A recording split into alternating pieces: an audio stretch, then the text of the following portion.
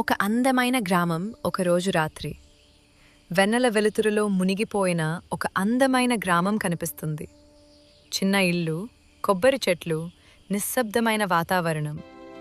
ఆకాశంలో చందమామ మెరుస్తూ ఉంటుంది. ఆ గ్రామంలోని ఒక ఇంటి ముందు నలుగురు చిన్న పిల్లలు ఆనందంగా ఆడుకుంటూ కనిపిస్తారు. వాళ్ళ నవ్వులు వెన్నెలలో మరింత అందంగా మెరిసిపోతాయి. పిల్లల తండ్రి, ఒక రైతు, నోల్కమంచంపై కూర్చుని పిల్లలను చూసుకుంటూ ప్రశాంతంగా నవ్వుతుంటాడు. తండ్రి మెల్లగా చేతి సంజ్ఞతో పిల్లలను దగ్గరకు పిలుస్తాడు.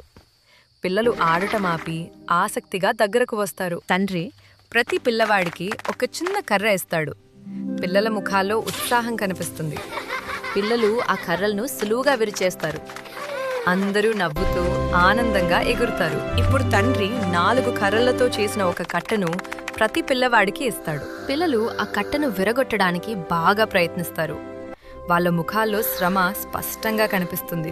ఎంత ప్రయత్నించినా ఆ కర్రల కట్ట విరగదు. పిల్లల ముఖాల్లో నిరాశ కనిపిస్తుంది.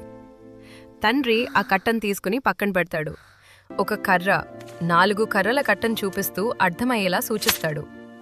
పిల్లల భుజాలపై ప్రేమగా చేయి వేస్తాడు. పిల్లలకు విషయం అర్థమవుతుంది. వాళ్ళ ముఖాలు వెలిగిపోతాయి. అందరూ ఒకరినొకరు ఆలింగనం చేసుకుంటారు. పిల్లలు తండ్రి కానుకుని కూర్చుంటారు. వెన్నెలలో ఆ కుటుంబం మరింత అందంగా కనిపిస్తుంది. ఆకాశంలో చందమామ మెరిసిపోతుంది.